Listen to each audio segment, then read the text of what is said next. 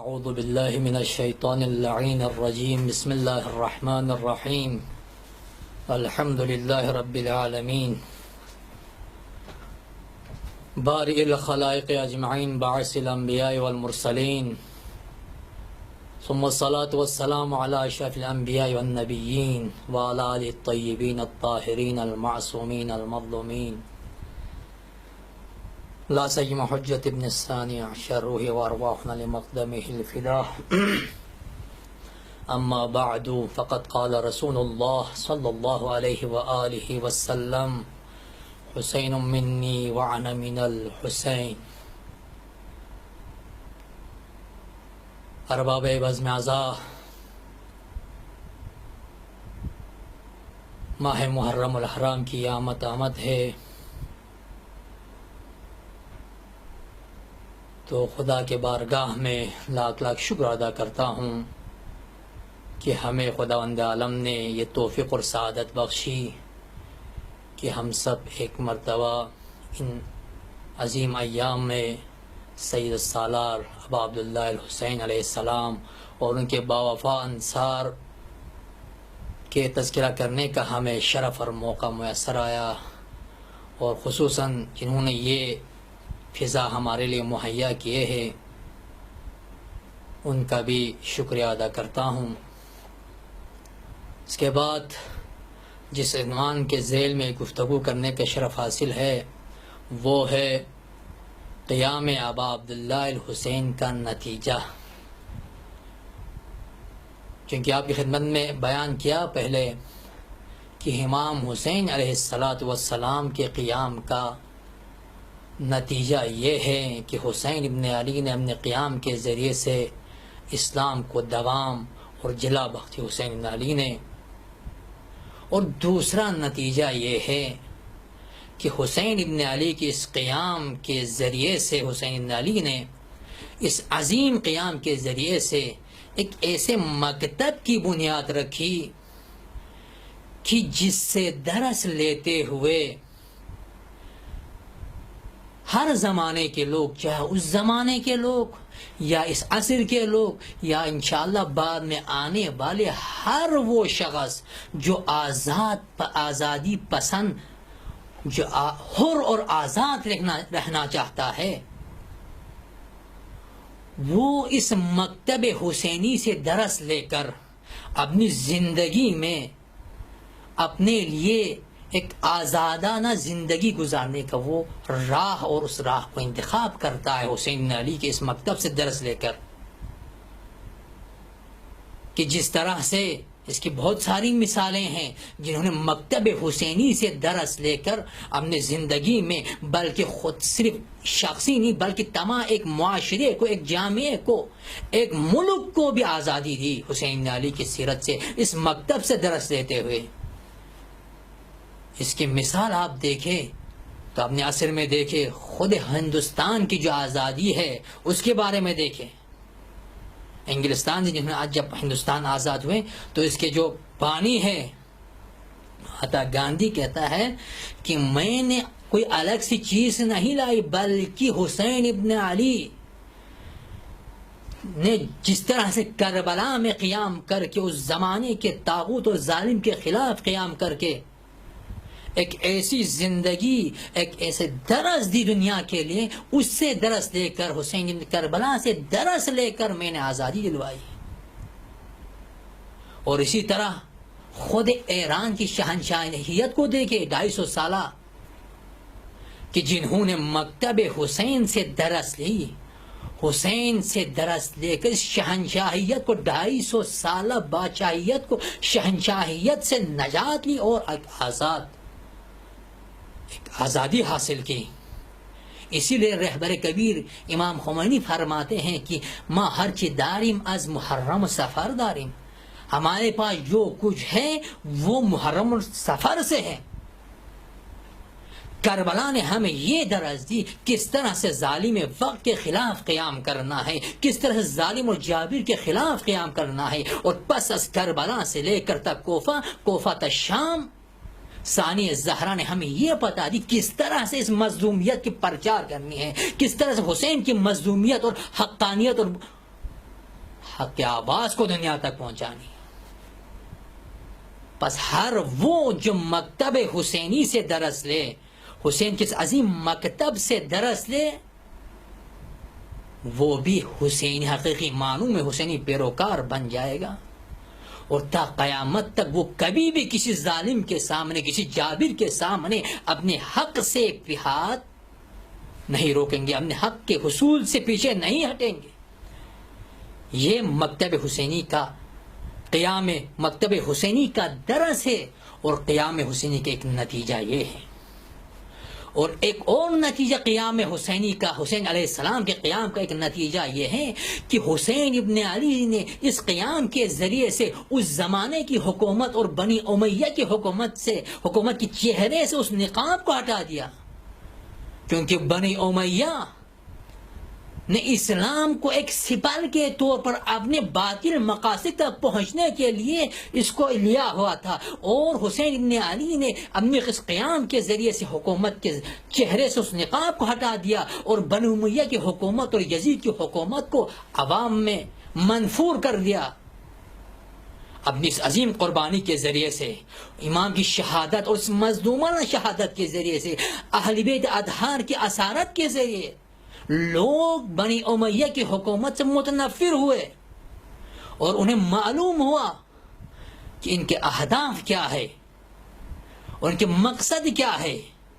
ان کا مقصد ہے دین کو نابود کرنا، جس طرح سے خود یزید پرید کے آپ بیان سے آپ کو معلوم ہوتا ہے کہ یزید نے کیا کہا. شام لوبت بنو ہاشم بالملک ولا خبر جاء ولا وحی نزل. بنی ہاشم نے حکومت کو حاصل کرنے کے لیے ایک کھیل کھیلا ہے، نہ کوئی خبر آئی ہے، نہ کوئی فرشتہ نازل ہوا ہے، یہ سب جھوٹ ہے. اب اس سے معلوم ہوتا ہے بنی امیہ اور یزید اور اس کے باپ اور اس کے امثال کی جو اہداف ہے وہ کیا تھے. ان کے اہداف ہے اسلام کو سرے سے ختم کرنا، نابود کرنا. اور اسی طرح ایک اور مثال تاریخ میں موجود ہے کہ جب ابو سفیان بعد شہادت سید الشہداء یعنی جناب حمزہ کی شہادت کے بعد ایک مرتبہ ابو سفیان جناب حمزہ کے قبر پر جا کر اہانت کے انداز میں قبر پر اپنے پاؤں کو مارتے ہوئے کہتا ہے کہ اے حمزہ ذرا دیکھو، آج جس اسلام کے لیے تم نے جنگیں لڑی، جس کے لیے تم نے خون بہائے، آج اس اسلام پر میری اولاد قابض ہے، ان کی حکومت ہے. اب ان چیزوں سے ہمیں معلوم ہوتا ہے ان کے اہداف کیا ہے، اور اسلام کو اپنے مقاصد تک پہنچنے کے لیے انہوں نے ڈھال کے طور پر استعمال کیا اور لوگوں کو دھوکے میں رکھا. خصوصاً معاویہ علیہ حاویہ نے بہت ساری بدعتوں کو اسلام میں ایجاد کیا، اس کے باوجود یا اس کی توجیحات کی لوگوں کو اندھیرے میں رکھا. لیکن حسین ابن علی نے اس عظیم قیام کے ذریعے سے بنی امیہ کی چہرے سے اس نقاب کو ہٹا دیا اور انہیں بتا دیا کہ یہ اسلام کے خیر خواہ نہیں ہے، بلکہ ان کے اہداف اور مقصد یہ ہے کہ یہ اسلام کو نابود کرنا چاہتا ہے اور اسلام کے دشمن ہیں. اسی لیے حسین ابن علی سے اس عظیم قربانی کو اسلام کے بقا کے لیے، اسلام کی نجات کے لیے اس عظیم قربانی کو پیش کیا، جس کے نتیجے میں آج جو اسلام ہمارے پاس ہے، یہ تمام عالم اسلامی دنیا حسین کی مرہون منت ہے. حسین نے یہ جو قربانی پیش کی، یہ جو مکتب حسینی ہے، صرف مسلمانوں کے لیے نہیں ہے، بلکہ ہر وہ شخص، ہر وہ فرد جو آزاد زندگی گزارنا چاہتا ہے، جو کسی ظالم کے زیر سلطہ زندگی نہیں گزارنا چاہتا، اس کے لیے یہ مکتب ہے، یہ درسگاہ ہے کہ حسین کے مکتب سے درس لیتے ہوئے آج آپ اس عصر میں دیکھیں، آج ہم دیکھ سکتے ہیں کہ جو مکتب یزید اور امثال کی پیروی کرنے والے اور مکتب حسین کی پیروی کرنے والے آج دنیا میں موجود ہے، اور جو مکتب حسین کے پیرو ہے، چاہے اس زمانے کے جابر حکمران ہو یا اس زمانے کے وقت کے یزید ہو، تب بھی وہ کسی کے ظالم اور یزید کے سامنے سر تسلیم خم نہیں کرتے، بلکہ آج بھی ظالم کے خلاف، چاہے ظالم کتنا ہی پاورفل کیوں نہ ہو، حسین کے مکتب پر عمل پیرا لوگ اس کے سامنے سیسا پلائی ہوئی دیوار کی طرح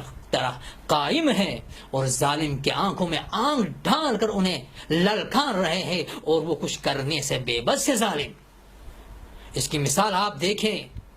آج حزب اللہ کی شکل میں آپ دیکھیں، جبہہ مقاومت کی شکل میں آپ دیکھ سکتے ہیں، اور اسی طرح ہر وہ کہ جو مکتب حسین سے درس لے، چاہے فردی ہو یا اجتماعی طور پر، یا ایک معاشرے کی صورت میں، یا قوم کی صورت میں، یا ایک ملک کی صورت میں، جس نے مکتب حسین سے درس لی اور حسین کو اپنا نمونہ اور آئیڈیل قرار دیا، وہ کبھی بھی ظالم کے زیر سلطے کسی کی غلامی میں زندگی بسر نہیں کریں گے۔ اگر اس کے برعکس جو بنی امیہ کے پیروکار ہے، وہ گرچہ زبان سے اسلام اور مسلمان ہونے کا دعوے دار ہے، لیکن عملاً کہیں انہیں